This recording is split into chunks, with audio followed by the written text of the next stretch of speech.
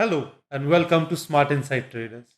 In today's video, we are going to learn how to plan a trade using fair value gaps.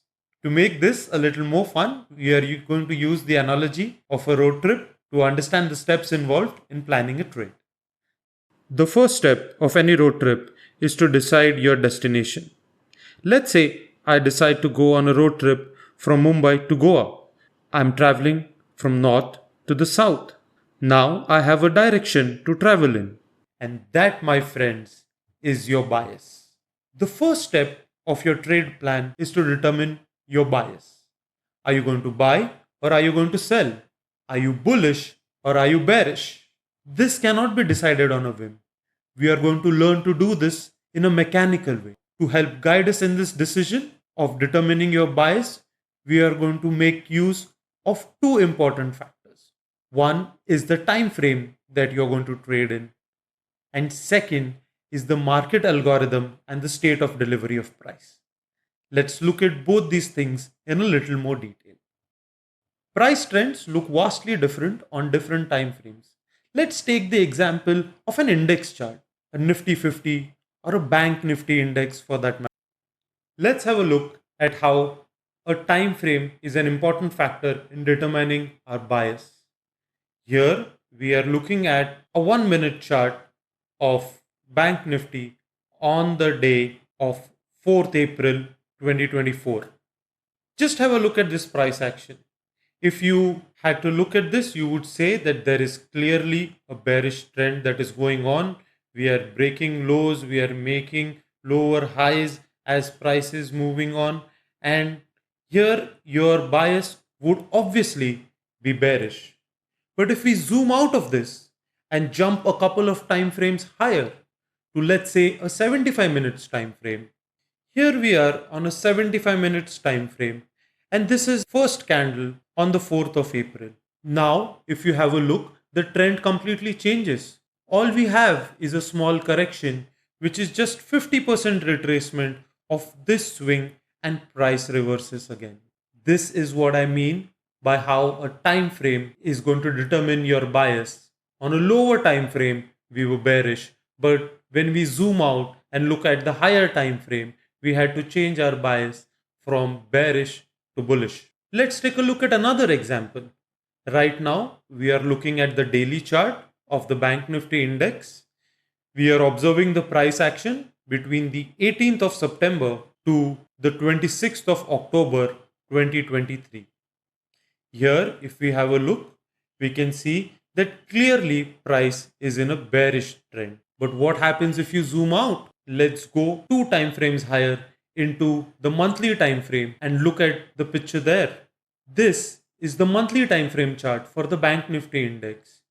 And here are the September and October candles for that month. But if we look at the price action here, all this is a small correction in a larger bullish trend where we have only corrected to 50% of the latest price swing and price moves back up again.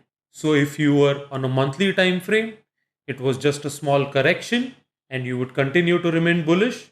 But if you are looking at a daily time frame, the smaller time frame, then you had to be bearish for that given period. So the point here is that your time frame is going to determine your bias. All right, let's say you've decided on your time frame. Now it is time to look at the other factor, that is the market algorithm or the state of delivery of price. I have observed that price at all times and on all time frames is doing one of two things. It's either offering fair value or it is seeking liquidity. This topic deserves a video of its own, but I'm going to try my best to explain it to you in a concise way. Without getting into the complex part of why this happens, I would implore you to approach this with an open mind and look at your charts and observe and see for yourself if what I am telling you does actually happen. Like I explained, price at all times is doing one of two things. It is either offering fair value or seeking liquidity. When it is offering fair value, it respects the fair value gaps that are created along the trend in the direction of the trend. And when it is seeking liquidity, it starts disrespecting these fair value gaps and now starts creating fair value gaps in the opposite direction, in the counter trend, which start getting respected and price starts moving in the other direction. Let's have a look at the chart.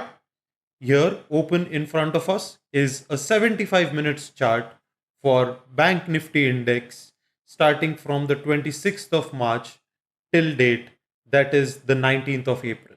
If you have a look at this up move that came, we can see that all fair value gaps that were created during this up move were being respected. Every time price came and tapped into these fair value gaps, these fair value gaps continued to push price back up and price continued to create new highs. This state of price delivery is called offering fair value. Around the 10th of April, now see what happens. We start getting fair value gaps on the lower side, on the downside. And these fair value gaps are now start getting respected and price starts moving lower, breaking structure and creating a new trend, a counter trend. This state of price delivery is called seeking liquidity. Counter trend fair value gaps are formed, are respected, and price continues to go lower. So all you have to identify is whether price is moving along the trend, respecting the fair value gaps, and the trend is continuing, or we have switched the trend and now it is creating counter trend fair value gaps, respecting those fair value gaps and moving lower. I hope you were able to understand. There are a lot of nuances that go into offering fair value and seeking liquidity. I'll definitely make one video on this in the later part. But for now, in terms of bias, all you need to know is which fair value gaps are being respected, which side is the price moving. That will help you determine the bias, whether it is along the trend or counter trend. Going back to the analogy of the road trip, once we know the direction we are going to travel in, the next step is to actually get on the bus and start traveling. Similarly, once we have our bias and we know the direction that we want to trade in, our next step is to decide where do we want to enter the trade. And to help us do this, we are going to use fair value gaps. We are looking at the Bank Nifty chart on a 75 minutes time frame, and let's see how we can use fair value gaps to identify a point of interest. Take for example this fair value gap that was formed on the 27th of March at the close of the 10:30 candle. When this happened, we knew that now there was a possibility of price coming and tapping into this fair value gap and giving us our entry in a bullish direction ahead. Here, one of the most important aspects of a trading plan is to wait for price to come to you. If you're chasing price, more often than not, you're going to end up on the losing side. So get to the bus stop and wait for your bus. Here, it was important for us to wait for price to come into our zone. How long did it take? It took price more than 2 hours. 275 minutes candles passed, but we did not get our entry. That is okay. Wait for price to come to you. That is important. Once you have identified the point of interest where you're going to get involved in the trade, there are two things you can do. One is enter as soon as price reaches the fair value gap. That is the aggressive route. A more conservative approach would be to wait for some kind of confirmation on a lower time frame and then enter your trade. Once you have identified a point of interest, our next step is to observe for a reversal pattern on a lower time frame that will give us our confirmation that price indeed has decided to turn around and continue traveling in the direction of the trend. We are going to do that with the example of this fair value gap which was formed on the 5th of April. This is a 75 minutes time frame. So we are going to look for confirmation on a 5 minutes time frame.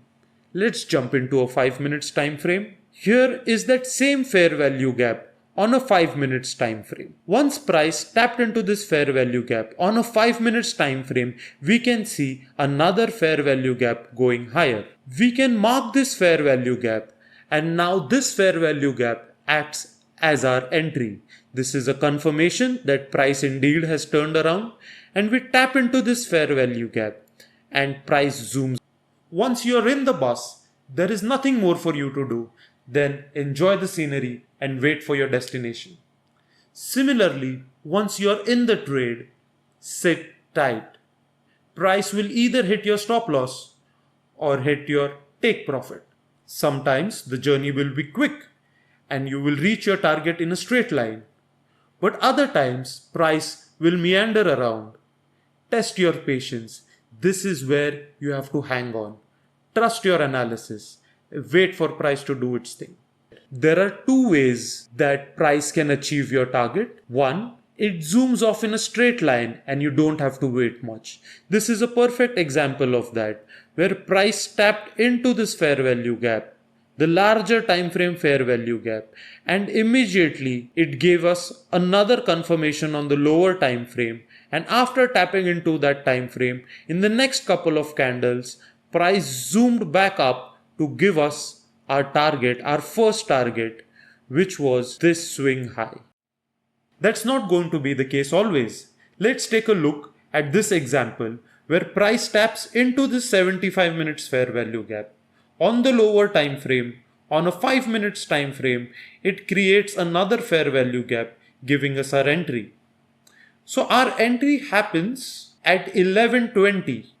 This is the 4th of April. Once we get our entry, this time around, price doesn't just zoom forward in a straight line to give us our target. In fact, our target is achieved on the second day, which is the 5th of April at 11:10 a.m. Price can also do this. What is important is that you hold on to your positions, don't get emotional, and wait for your target. Though it might seem like a no-brainer when it comes to road trips to get off at your destination, but it's not so straightforward when it comes to trading. When price reaches your take profit, you might be tempted to see how much more you can get. Don't fall for this trap. Exit at least 50% of your position at your first target and trail the remaining 50% to break even. Stock market is very fickle in nature. It might quickly reverse and erase all your gains. A quick note on stop losses and targets. Your stop loss will be under the swing that created the fair value gap. In this case, your stop loss will be under this swing. When the swing is too far, you can place your stop loss under the first candle that formed the fair value gap, which in this case would be under this candle. For targets, your first target will always be the swing point from where price reversed to tap into your fair value gap, which in this case is here. Your next targets will come by looking left in the chart at other swing points or PD arrays, which will give you your next targets, which in this case, this will be your second target, this will be your third target, this will be your fourth target, and this will be your fifth target. Look to the left of the chart and you will find swing points which you can target further away. To summarize, a trading plan involves first determining your bias based on time frame and the state of delivery of price. Second is to identify your point of interest where you're going to enter the trade. Look for a confirmation on a lower time frame and execute your trade. The next step is to simply wait for price to do its thing and exit when it reaches your targets. All this should be done in a mechanical way without allowing your emotions to affect your trading decisions.